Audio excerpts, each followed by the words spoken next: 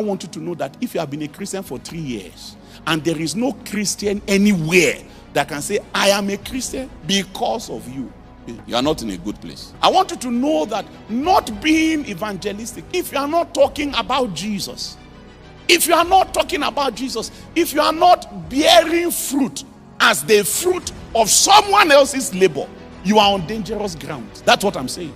You are somebody else's fruit. You are the fruit of someone else's labor. And it is because of the faithfulness of the church historically to this divine ordination that you and I are here. I hope you know it is by successive generation of faithful people that were fruit in whom there were seeds that you and I are still here today. Otherwise, this thing would have died many years ago. The reason why it has continued till today is because every generation had tried to make sure that they don't only fruit, but that they also pay attention to seed.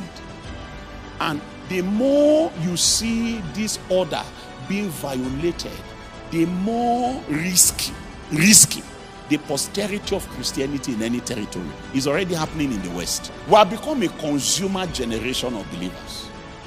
Our major focus is what God can do for us. We have become the end of all our spiritual activity. Every labor that people are investing, majority of the people these days, it is because of how it benefits them. A point has now come where we have exclusively, in many places, exclusively handed over the job of evangelism to a few group of people or to a unit in the church. Your own prayer is for you, yourself, and your needs. The only thing that you can market is the one that they say, if you bring 2 people and the 2 people bring 2 people, you will get 10%. Network marketing. That one, you can sit on the phone for 3 hours trying to convince somebody. When it comes to how to market supplement, suddenly all the unknown evangelistic nerves that you have, they come alive. You have even gone to learn how to market as an introvert. But if you come to church, you say, naturally, I am introverted, naturally. When it was time to make money, you went to YouTube to go and find out how can you market even if you are an introvert? And you have learned marketing as an introvert. So even now that you are an introvert, you are still making sales. But when it comes to the gospel, we limit it to evangelism unit. It is the human commission.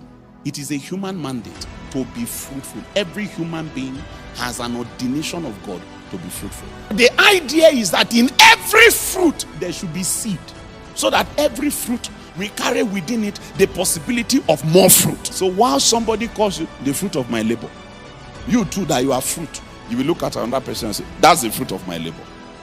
And that person will look at another person and say, that's the fruit of my labor. And the thing that God did to ensure that this continues is seed. Because it is the seed that is the future. The seed is the posterity of this thing we are talking about.